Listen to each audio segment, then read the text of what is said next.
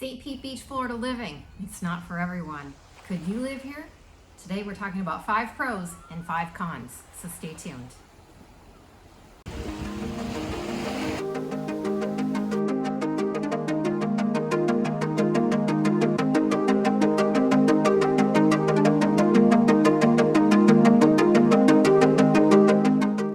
So what do you think? Do you think you could live in St. Pete Beach? Is this the place for you? Could you handle the beach lifestyle? Well, we're going to talk about that. I'm going to give you 5 pros and 5 cons, and you can answer that question yourself. Only you can answer that. But before I jump into that, if you're new to St. Pete Beach, Florida living, go ahead and like and subscribe, and every time I post new content, you'll be notified so you can check it out. Number 1 pro about St. Pete Beach is it still has that old Florida charm. It's quiet, it's peaceful here still. It's not as commercial as, say, Clearwater, and every beach town between Clearwater and St. Pete Beach feels differently, but St. Pete Beach still has some of that old character that was here when the beaches started to being developed in the 1920s. But the other thing is it's still close to everything, right? You're close to Tampa. Tampa, you can jump on the freeway and it's maybe a half-hour drive, 30-40 minutes maximum, generally without crazy traffic, of course. And there's a lot going on in Tampa if you want more of that active lifestyle feel, right? But here at the beach, it's still quiet and it's awesome that way. Also, downtown St. Petersburg is just a hop and a skip away. You can be in downtown St. Pete in 15 minutes or so. And St. Pete is got a lot of that big city feel, but it's still a smaller city. Lots of development going on. If you wanted to be in a luxury high-rise, you're going to be in the thick of downtown, that very walkable downtown, right? With shopping and trendy restaurants and that nightlife. A lot of young professionals are moving to downtown St. Pete, but St. Pete Beach is still removed from all that hustle and bustle. Number 2 on my list is really number 1, but I didn't want to say it right away or you probably would turn off this video. It's the most obvious, and that is our beaches. St. Pete Beach has multiple beaches between the northernmost part, which is Upham Beach, which is like one of my favorites, and then further south into Paso Grill, which is the oldest part of St. Pete Beach, which that's where all the development started, right? Lots of beautiful homes down there. Walkability, they've got a little main street with shops and some very historic restaurants are still standing, like the Hurricane. You can go up into the Hurricane restaurant, and they've got a rooftop area there with a bar, and you can be seated and have dinner there with an amazing view over the water throughout the coast to see Paso Grill, and the beaches there are stunning. So beaches, obviously, our beaches are world-renowned. TripAdvisor named St. Pete Beach #1 beach in the U.S. a couple years past, and our waters are fantastically blue-green. They're just amazing. And then you've got that white sand beach, and the sunsets on the beach are truly spectacular to behold. And number 3 is farmers markets. Who doesn't love a farmers market? Here in St. Pete Beach on Corey Avenue, they block the street and all sorts of local folks come out and they're selling their wares, from fresh local honey to baked goods to fresh produce and clothing and jewelry. It's just whatever you imagine a farmer's market to be, this is it. Number 4 is sunshine. So I know everyone knows that Florida gets a lot of sunshine, and it's known that on average, Florida every year gets about 237 days of sunshine. Being a Minnesotan, I really appreciate the sunshine, but gosh, what a mood enhancer, right? Every day it just gives you this vitality and energy and just enhances your mood, makes you happy.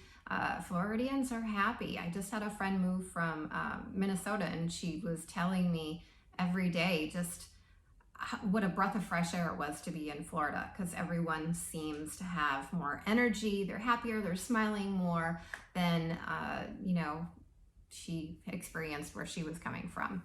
And I know when I've been at some of my lowest times in life, when things are really rough, I'll go to the beach and I'll just lay out on the beach and I'll let that sunshine just penetrate my bones and warm my soul. I know that sounds kind of corny, but it really does help. I call it my beach therapy. Additionally, with the sunshine, I am a big eco-friendly, green energy type person. And so when we moved from Tampa to St. Pete Beach, I was very excited about the possibility of adding solar to our house.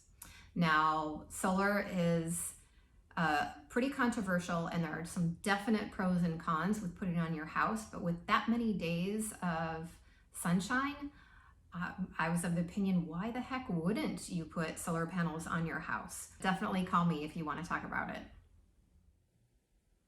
Number 5 is the outdoor lifestyle that all that sunshine and warm weather provide here in Florida. Beyond going to the beach and all the water activities, parasailing or swimming or water skiing or jet skiing, all these things that have to do with the water. Paddle boarding, I love paddle boarding. Boating, obviously boating. I was in Minnesota this last winter visiting family, and I was gonna, I got all dressed up and I was gonna go for a run. It was November and it was cold. I think I got from the door to the street, and I hightailed it back to the door to get back into the house. It was too cold. Here in Florida, we don't have that issue. It definitely gets hot, and you got to be careful with that. But with this warm weather, you can get out there and go jogging, you can go biking, you're out there. And one of the great attractions is the Pinellas Trail. If you've not heard of the Pinellas Trail, look it up. It's like 60 some miles today, but it's they have plans to increase the length of the trail, and it goes throughout Pinellas County, through St. Pete Beach, Treasure Island, all the way up to Tarpon Springs. This trail is the perfect opportunity, the perfect platform to get out there and just, you don't have to worry about the traffic. A lot of times it's in your backyard. It's easy to hop on, easy to access, and it just goes and goes and goes for miles. Okay, now we're getting into the big bad ugly, right? Number 1 con on my list is flood insurance, because I hate it. It's a necessary evil living in Florida in a flood zone. You have to have flood insurance if you have a mortgage, and it's probably smart, even if you don't have a mortgage, to have flood insurance. Not everyone does. To give you an idea of what the costs are, because they can be excessive. If you are built to code in a flood zone, that's to say you have a newer home, it's going to be multiple stories, because the lower level is not insurable space. It's generally kept just vacant and garage, right? You can park your cars there, not insurable space. And then your upper stories are where the livable space is that's insurable. That flood insurance, to give you an idea, could be a few $100s per year for flood insurance. Now, the house next door to the same house is a 1-story house, older house, but it's not built to code. It's only 1 story. And so the flood insurance for that house could be in excess of $4,000 a year for the flood insurance. Yeah, flood insurance. That sucks. Now, number 2 on my list is just the high cost of living in general in St. Pete Beach and really Florida. But starting in St. Pete Beach, the cost of living starts with a home. And to give you an idea of what the homes here cost, there are 35 single-family homes listed for sale today in St. Pete Beach. Good place to start. And the smallest, least costly one is about 900 square feet, and it's listed at about $565,000. 900 square feet, $565,000. And it's not on the water. It's not crazy awesome. That's what it is. The average price of homes listed today is in the neighborhood of $2.3 million. And that, again, is not going to get you beachfront. Beachfront right now, I think the lowest price beachfront home is in the neighborhood of $4 million or more. And then the highest price home of those 35 homes listed for sale today in St. Pete Beach, beautiful home, is $8.5 million. Yeah. Now that said, I said cost of living is number 2. So it goes beyond just buying the home. Other high cost things in Florida: car insurance. Car insurance, property insurance. Gosh, is there a trend here? Insurance. Number 3 is for all of you folks suffering from allergies related to pollen. With climate change and the growing seasons becoming longer, we have an overabundance of pollen. And so if you suffer from asthma, this might not be the right place for you.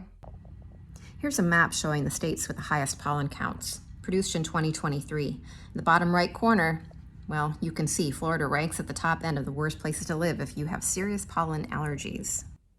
Number four con is just with all that sunshine, what'd I say, 237 days a year, right? All that sunshine, that warm weather, it can get hot. Like, it can be excessively hot. There are days that I go out to my pool and it feels like it could be a jacuzzi.